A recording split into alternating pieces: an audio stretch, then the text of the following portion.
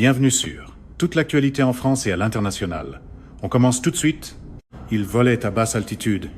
Il avançait lentement. Il changeait de direction. Il était fabriqué principalement en plastique et en fibre de carbone, ce qui lui donnait une signature radar si faible que les systèmes de détection les plus avancés d'Israël l'ont à peine enregistré comme une menace. Puis il a frappé la salle à manger de l'une des bases militaires les plus prestigieuses d'Israël, pendant que des soldats s'installaient pour le dîner.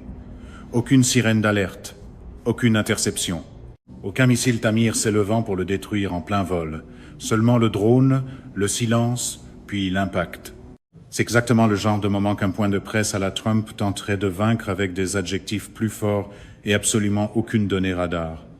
Ce moment-là, un seul appareil sans pilote du Hezbollah, qui glisse à travers chaque couche de l'architecture de défense aérienne la plus sophistiquée du monde moderne, m'en dit davantage sur ce qui se passe réellement sur le front nord d'Israël en 2026 que n'importe quel briefing militaire officiel.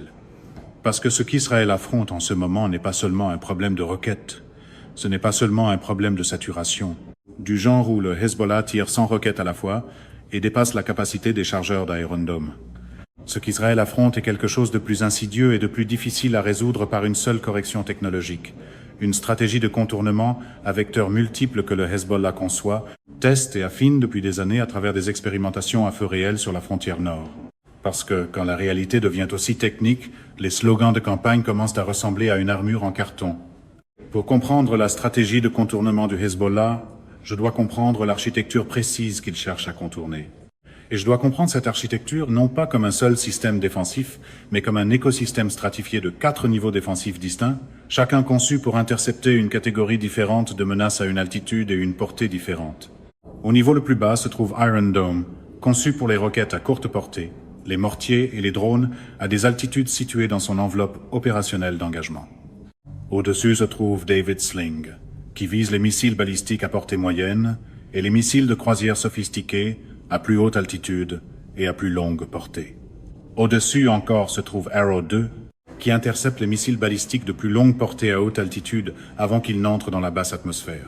Et tout en haut de l'architecture se trouve Arrow 3, conçu pour l'interception exo-atmosphérique des menaces balistiques sophistiquées de très longue portée à des altitudes dépassant 100 km, en interceptant les missiles dans l'espace avant qu'ils ne rentrent dans l'atmosphère au-dessus des centres de population israéliens. Chaque couche de cette architecture est redoutable dans son domaine assigné et contre la catégorie précise de menace pour laquelle elle a été conçue.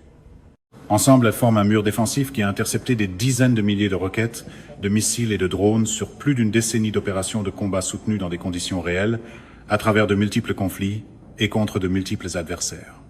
Le taux d'interception combiné du système, toute catégorie de menaces confondues dans son enveloppe de performance optimale, a parfois atteint 90 à 97% dans des opérations de combat documentées, un chiffre qu'aucune autre architecture de défense aérienne, nulle part dans le monde, n'a réussi à égaler de manière constante.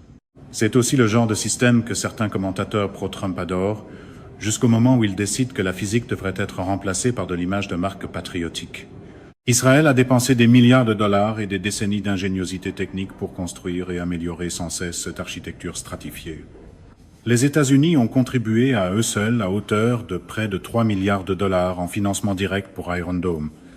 Et malgré tout cet investissement, toute cette sophistication technique, toute cette expérience du combat et tout ce raffinement, le Hezbollah, un groupe armé non étatique opérant depuis le territoire libanais avec une fraction du budget de défense d'Israël, a identifié et vérifié opérationnellement non pas une, mais 3 voies distinctes pour contourner ce système. Et il a prouvé chacune d'elles dans des opérations de combat documentées et confirmées avant et pendant le conflit de 2026. La première voie est celle qui terrifie le plus profondément les planificateurs militaires israéliens, et c'est celle qui reçoit le moins d'attention soutenue dans la couverture grand public de cette guerre. C'est la voie des drones. Plus précisément l'utilisation de véhicules aériens sans pilote volant bas, à faible signature radar, qui exploitent la topographie complexe du nord d'Israël, pour se glisser sous les enveloppes de détection et d'engagement d'Iron Dome et pénétrer profondément sur le territoire israélien avant que toute réponse défensive puisse être organisée et exécutée efficacement.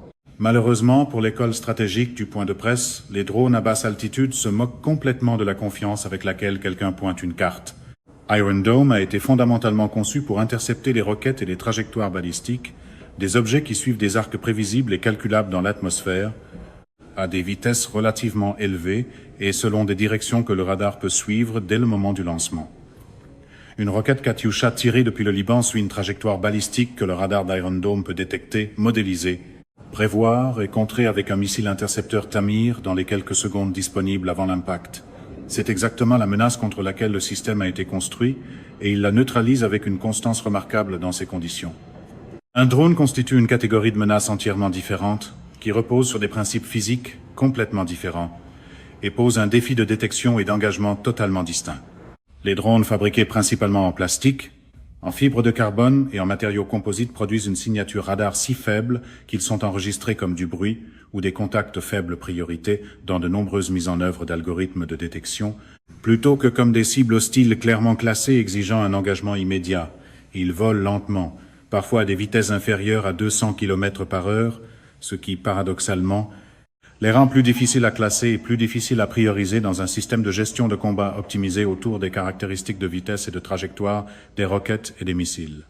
Ils volent à basse altitude, en suivant les contours du terrain montagneux de la Galilée, dans le nord d'Israël, en passant derrière les crêtes, en se faufilant dans les vallées, en exploitant la complexité géographique du paysage d'une manière qui crée des zones persistantes d'ombre radar, où la courbure de la Terre et la hauteur des reliefs intermédiaires empêchent le suivi radar en ligne de visée d'objets se déplaçant à basse altitude au milieu des parasites du relief. Et surtout, contrairement à n'importe quelle roquette jamais tirée contre Israël, les drones peuvent changer de direction. Une roquette balistique s'engage sur sa trajectoire au moment du lancement et ne peut plus en dévier. Un drone avec un opérateur humain qui suit sa progression depuis le Liban ou avec un système autonome sophistiqué programmé dans son ordinateur de vol peut manœuvrer, s'écarter de sa route prévue, approcher sous des angles inattendus et exploiter n'importe quelle faille de couverture défensive au moment précis où cette faille apparaît.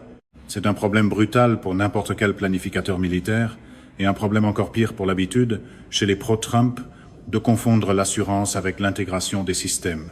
En juin 2024, le Hezbollah a diffusé une vidéo qui aurait dû être traitée comme un avertissement stratégique de la plus haute importance par tous les appareils de défense qui observent ce conflit et qui n'a pas reçu, dans la couverture occidentale, l'attention analytique qu'elle méritait. Un vol de surveillance de 9 minutes, mené par l'un des drones de reconnaissance du Hezbollah au-dessus de la ville israélienne de Haïfa et de ses infrastructures militaires et industrielles environnantes, s'est déroulé sans aucune détection et sans aucune interception par les défenses aériennes israéliennes pendant toute sa durée. Pas pendant 1 minute, pas pendant 30 secondes. Pendant 9 minutes entières, un véhicule aérien sans pilote du Hezbollah a survolé l'une des villes les plus stratégiquement importantes d'Israël, filmant des installations militaires et industrielles sensibles sous plusieurs angles et à plusieurs altitudes, avant de retourner au Liban sain et sauf, sans avoir été inquiété. On entend presque déjà la cellule de communication pro-Trump s'échauffer pour expliquer que 9 minutes sans aucune perturbation étaient en fait une démonstration de contrôle total. Parmi les sites sensibles qu'il a filmés pendant ce vol se trouvait l'usine exploitée par Rafael Advanced Defense Systems, l'entreprise israélienne de défense qui développe et produit le système Iron Dome lui-même. La portée symbolique de ce choix précis de lieu n'avait rien d'accidentel. Le Hezbollah disait à Israël, aux États-Unis et à tous les analystes militaires qui regardaient qu'il possédait la capacité de renseignement nécessaire pour voler directement au-dessus de l'installation où est fabriquée la technologie défensive la plus importante d'Israël, et qu'Israël ne pouvait pas l'en empêcher. Le message était sans équivoque et délibéré, dans chaque détail. Mais le Hezbollah ne faisait pas qu'envoyer un message symbolique. Il démontrait, de façon opérationnelle, qu'il avait résolu le problème de détection et d'engagement qui aurait dû rendre un tel vol impossible. Il avait identifié la bande d'altitude précise, les routes d'approche, le profil de vol, les matériaux de construction et le moment opportun qui permettait à ces drones d'opérer dans l'espace aérien israélien sous le seuil fiable de détection et d'engagement de l'architecture radar d'Iron Dome sur un terrain nordique complexe. Des responsables militaires israéliens ont ensuite confirmé que les radars des forces de défense d'Israël, les FDI, avaient détecté le drone à différents moments de son vol. Ce qu'ils n'ont pas pu faire, ce que le système tel qu'il était déployé à ce moment-là était structurellement incapable de faire, c'était l'intercepter proprement à temps avant qu'il n'achève sa mission et ne reparte. Le drone avait exploité le masquage du terrain dans la Galilée montagneuse d'une manière qui créait assez d'ambiguïté et de délai dans le processus de détection, de classification et d'autorisation d'engagement pour qu'aucune action défensive ne soit menée à bien. Le Hezbollah avait ses images de surveillance Le Hezbollah avait une preuve de concept. Et il a ensuite passé l'année et demie suivante à transformer cette preuve de concept en une campagne systématique et coordonnée de pénétration par drone qu'il exécute aujourd'hui à travers le nord d'Israël dans le conflit de 2026, pénétrant l'espace aérien israélien avec une régularité documentée, atteignant des cibles allant des bases militaires aux communautés civiles et étant, dans plusieurs cas documentés, abattu non pas par un système défensif avancé, mais par des hélicoptères, des avions de chasse tirant au canon de bord, ou, dans les cas les plus frappants, par des soldats au sol qui engagent les drones avec des armes d'infanterie standard. Voilà à quoi ressemble une véritable adaptation sur le champ de bataille, et non pas la version de scène de rassemblement où chaque vulnérabilité est rebaptisée victoire avant même que les micros aient refroidi. La deuxième voie de la stratégie de contournement du Hezbollah est celle des missiles de précision. Elle représente un développement véritablement nouveau et inquiétant dans la capacité militaire du groupe que la couverture grand public minimise fortement. Pendant la majeure partie de son histoire, l'arsenal de roquettes du Hezbollah était composé d'armes non guidées et relativement imprécises. Les roquettes de classe Katyusha Iron Dome interceptent facilement à des taux élevés parce que leurs trajectoires sont prévisibles et que leur précision est suffisamment faible pour que beaucoup d'entre elles puissent être évaluées comme devant tomber en terrain découvert et être écartées sans danger par l'ordinateur de gestion de combat du système. La logique stratégique de cet arsenal ancien était le volume. Tirer suffisamment de roquettes non guidées, et certaines finiront par toucher des zones peuplées, même sans guidage de précision. Israël a construit Iron Dome pour répondre exactement à cette logique, et pendant plus d'une décennie, Iron Dome y a répondu efficacement.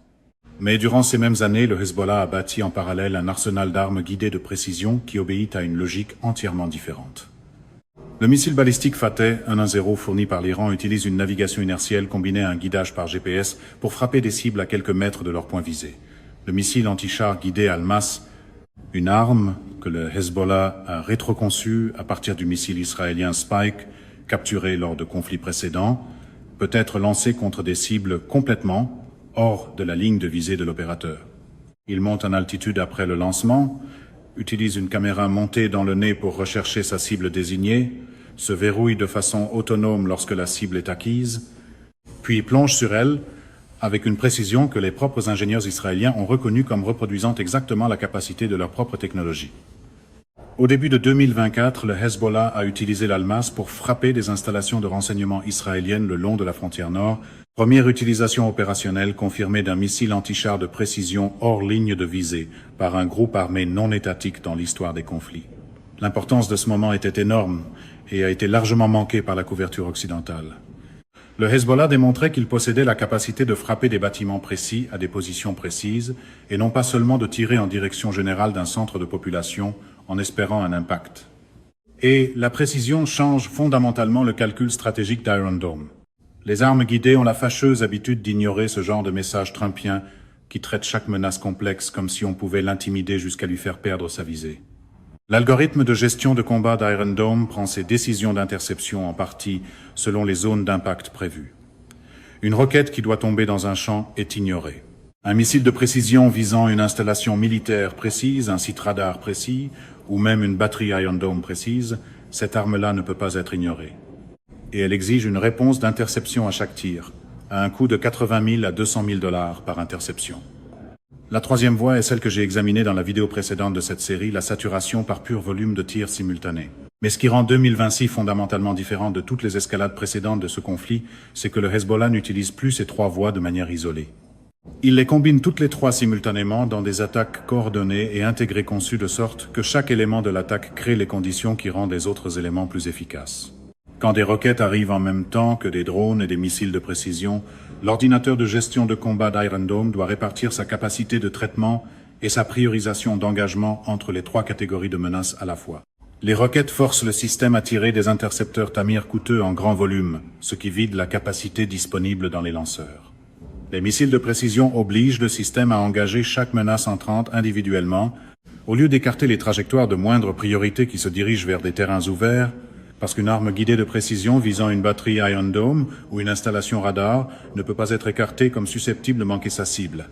Et les drones arrivant sur des trajectoires à basse altitude à travers le masquage du terrain, pendant que le radar suit en même temps des dizaines de roquettes et de missiles à plus haute altitude, exploite précisément la charge d'attention et de traitement créée par le barrage de roquettes et de missiles pour accroître la probabilité que certains véhicules aériens sans pilote franchissent l'écran défensif sans être engagés. Et non, un discours de tribune plus bruyant ne constitue pas une doctrine intégrée de défense aérienne, peu importe le nombre de drapeaux derrière le pupitre.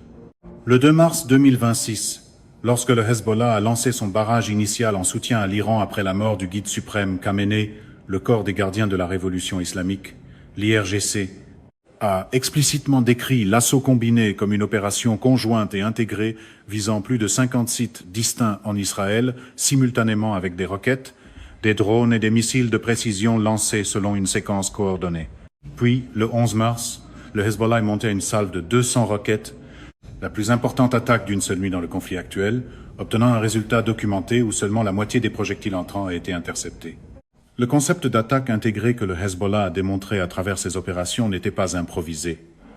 C'était le produit d'années de tests à feu réel, de collecte de renseignements et de développement doctrinal spécifiquement conçus pour exploiter les écarts entre ce qu'est Iron Dome et ce qu'est devenu l'environnement de menace. C'est généralement à ce moment-là que le chœur pro-Trump commence à blâmer le vocabulaire au lieu de la vulnérabilité.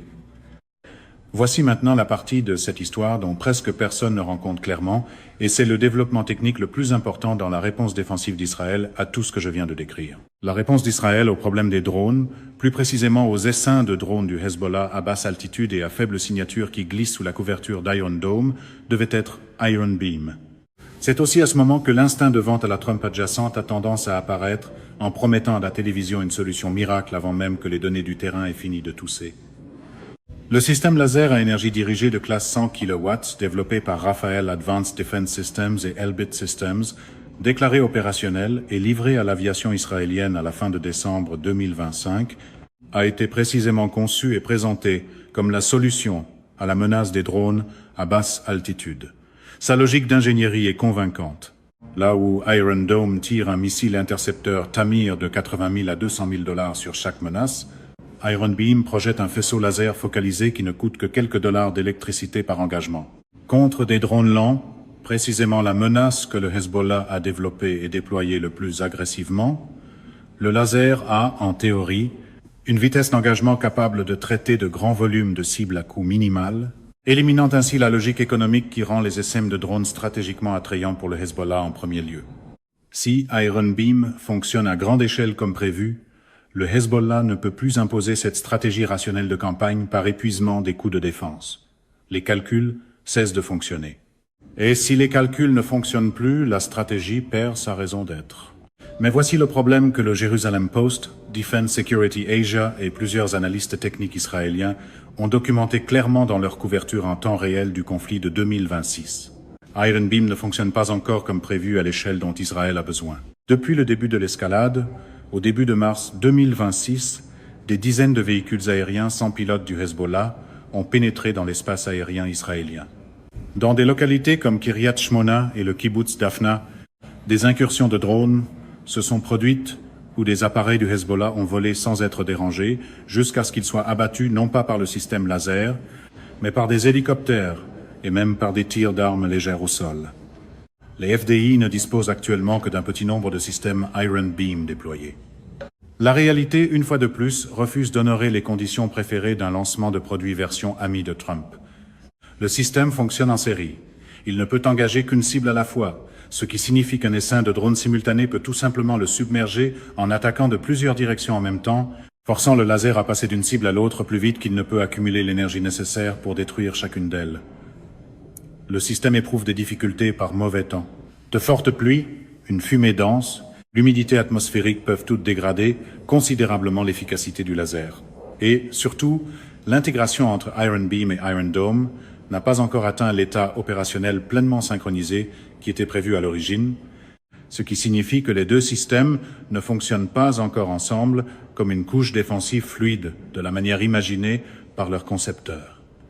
Il arrive dans chaque course technologique aux armements un moment où le rythme de l'offensive dépasse celui de la défense dans un domaine précis et où les deux camps le savent et doivent prendre des décisions sous la pression de cette réalité. L'analyste israélien de défense Kochav a formulé cette dynamique avec une franchise inconfortable dans le Jerusalem Post, après avoir observé en temps réel le conflit de 2026 sur le front nord. Il a noté que la guerre actuelle démontre, par l'évidence de ce qui se passe en Israël, que les progrès technologiques et l'approvisionnement en petits aéronefs sans pilote du côté du Hezbollah et de l'Iran avancent plus vite que le développement de la défense laser du côté israélien, reproduisant presque exactement la dynamique observée en Russie et en Ukraine, où l'évolution des drones a constamment et à répétition dépassé les contre-mesures défensives déployées contre elles tout au long de ce conflit. C'est une observation militaire sérieuse, ce qui explique précisément pourquoi elle serait méconnaissable dans une intervention médiatique trumpiste construite avec des slogans et des gestes de la main. Il a noté que, contre les roquettes et les missiles balistiques, Iron Dome et Arrow atteignent environ 90% d'interceptions dans les combats documentés. Mais contre les petits drones à faible signature radar volant à basse altitude dans un terrain complexe, la menace précise dans laquelle le Hezbollah a investi le plus agressivement en matière de développement et de déploiement, il n'existe à l'heure actuelle aucune solution défensive ultime, fiable et extensible. Ils sont abattus principalement par des moyens cinétiques conventionnels, des missiles intercepteurs tirés depuis des systèmes au sol, des avions de chasse et des hélicoptères en patrouille aérienne, et, dans certains cas documentés, des troupes au sol engageant les drones avec des fusils d'assaut, pas par des lasers, pas encore, pas à l'échelle et avec la fiabilité que la menace exige. Cette évaluation provenant d'un analyste israélien ayant observé directement le conflit israélien constitue le bilan le plus honnête et le plus exact de la situation réelle de la défense aérienne sur le front nord en mars, et elle s'accompagne d'une deuxième observation critique du Dr Kaliski, également cité dans le Jerusalem Post, qui a noté que les limites d'Iron Beam sont précises et bien réelles sur le plan technique.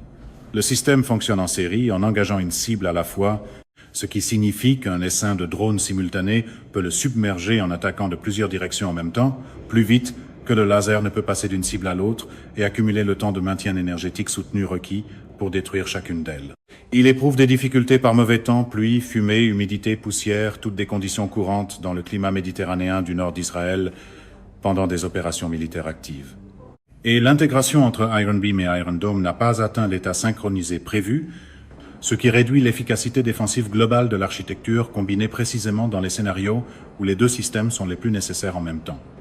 Il n'existe ici aucun substitut à la maturité de l'ingénierie, même si cela n'empêche jamais l'habitude pro-Trump de présenter l'urgence comme si c'était un système d'armes. Que sait réellement le Hezbollah des positions des batteries d'Iron Dome, de leurs arcs de couverture, de leurs seuils de détection et des failles dans leur géométrie d'engagement? Plus que ce que les responsables israéliens sont à l'aise de reconnaître dans leurs déclarations publiques, et plus que ce que la plupart des couvertures occidentales ont pris la peine d'examiner avec le sérieux analytique que mérite cette question. Les images de surveillance par drone diffusées en juin 2024, montrant un vol de 9 minutes non détecté au-dessus du complexe militaro-industriel de Haïfa, y compris l'installation de Raphaël, où Iron Dome est effectivement fabriqué, n'était pas une opération de renseignement isolée. Elle constituait la poursuite et la démonstration publique d'une campagne systématique de reconnaissance sur plusieurs années que le Hezbollah menait contre les positions de défense aérienne israéliennes pendant tout le cycle actuel du conflit. Le groupe a publié des images documentées de drones de reconnaissance survolant des positions de batteries Iron Dome, cartographiant le terrain entre les batteries pour identifier les trous de couverture, puis utilisant ce renseignement pour planifier et exécuter des attaques subséquentes contre ces positions précises. Parce que les adversaires sérieux étudient les arcs de couverture, tandis que le théâtre politique peu sérieux étudie les angles de caméra. La mission de collecte de renseignements au-dessus du kibbutz Kfar Blom a été suivie, le lendemain, d'une attaque visant précisément la batterie Iron Dome stationnée à cet endroit. Des analystes israéliens du Missile Defense Advocacy Alliance ont confirmé que ce schéma de reconnaissance, suivi d'une attaque ciblée, représentait une chaîne systématique et délibérée allant du renseignement au ciblage que le Hezbollah faisait tourner, testait et affinait depuis de nombreux mois avant le début du conflit actuel. Le groupe n'est pas arrivé à la confrontation de 2026 sans connaissance du système défensif qu'il affrontait. Il est arrivé avec une connaissance plus détaillée, plus précise sur le plan opérationnel, plus exploitable tactiquement de la géométrie de couverture d'Iron Dome que n'importe quel adversaire qu'Israël ait jamais affronté. Il savait où se trouvaient les batteries. Il comprenait quel relief créait des zones d'ombre radar entre elles. Il avait cartographié les corridors à basse altitude par lesquels les drones pouvaient transiter sans être engagés.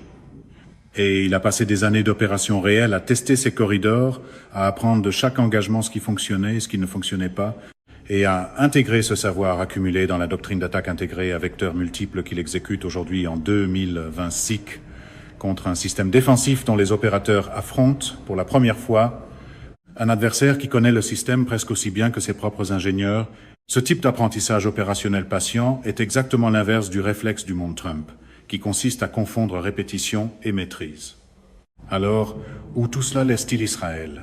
Et où cela laisse-t-il la communauté internationale? De Taïwan, confronté à la doctrine chinoise de saturation par missile, à la Corée du Sud, confronté aux menaces d'artillerie et de drones nord-coréennes, jusqu'aux membres de l'Organisation du traité de l'Atlantique Nord, l'OTAN, en Europe de l'Est, confronté aux campagnes d'essais de drones russes, le monde observe ce conflit comme la démonstration en conditions réelles la plus détaillée de ce à quoi ressemble la défense aérienne moderne sous une pression multivecteur exercée par un adversaire sophistiqué. La réponse honnête, débarrassée du langage rassurant auquel les gouvernements recourent quand leurs systèmes sont mis publiquement à l'épreuve, est la suivante. Le système israélien de défense aérienne, à couches multiples, demeure extraordinairement efficace contre les menaces pour lesquelles il a été conçu et développé. Contre les barrages massifs de roquettes balistiques non guidées, contre les missiles balistiques iraniens à haute altitude se déplaçant à des vitesses hypersoniques, contre les missiles de croisière approchant depuis la Méditerranée, cette architecture affiche des taux d'interception qu'aucun autre système au monde n'a réussi à égaler de façon constante dans des conditions réelles de combat, avec de vrais adversaires tirant de vraies armes. L'exploit d'ingénierie que représentent collectivement Iron Dome, David Sling, Arrow 2 et Arrow 3 est réellement remarquable et ne devrait pas être minimisé en raison des vulnérabilités que ce conflit a exposées. Mais la combinaison précise de capacités que le Hezbollah a maintenant déployées simultanément et à répétition dans des opérations de combat vérifiées, des barrages de saturation qui vident des missiles guidés de précision qui ne peuvent pas être écartés parce que chacun vise une cible stratégique précise, et des drones à basse altitude à signature radar minimale qui exploitent le masquage du terrain pour passer sous le plancher de détection et d'engagement de toute l'architecture défensive.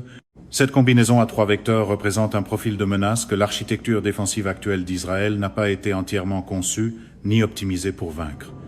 Non pas parce que les ingénieurs israéliens se seraient trompés dans leur jugement, mais parce que la menace a évolué à travers un processus délibéré, soutenu et à feu réel d'apprentissage et de développement plus vite que n'importe quel système défensif ne peut réalistement être modernisé pour y répondre sans investissement supplémentaire important en temps, en ressources et en essais opérationnels.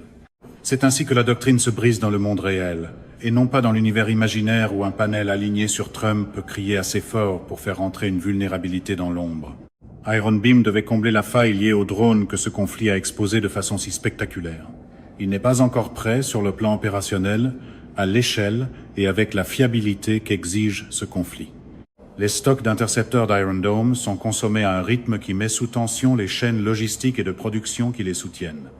Et le Hezbollah se bat avec quelque chose de plus précieux que n'importe quelle arme précise de son arsenal, un renseignement vérifié opérationnellement et confirmé au combat sur l'emplacement exact de chacune de ces vulnérabilités dans l'architecture défensive. Le drone qui a survolé Haïfa pendant 9 minutes sans être détecté, le missile Almaz qui a prouvé la frappe de précision hors ligne de visée, le barrage du 11 mars qui a prouvé le seuil de saturation. Chacun n'était pas seulement une attaque, chacun était une expérience en direct générant des données. Des données que le Hezbollah a compilées et intégrées à la doctrine d'attaque à vecteurs multiples qu'il exécute aujourd'hui. Chacun de ces points de données vaut plus qu'une semaine de fanfaronnade pro-Trump sur la force parce que les données, elles, peuvent réellement riposter. Cette connaissance, ce renseignement opérationnel accumulé sur les endroits où l'écosystème d'Iron Dome est fort et sur ceux où il peut être atteint, ne peut pas être neutralisé par un cessez-le-feu ni par un règlement diplomatique. Elle survivra à ce conflit et définira chaque confrontation qui suivra, rendant la prochaine guerre plus sophistiquée, plus précisément ciblée et plus dangereuse pour les millions de civils israéliens qui avaient confiance que le dôme au-dessus d'eux était solide. C'est la fin de ce bulletin d'information. N'oubliez pas de vous abonner pour ne rien manquer de l'actualité en France et dans le monde. Merci de nous avoir suivis. Au revoir, à bientôt.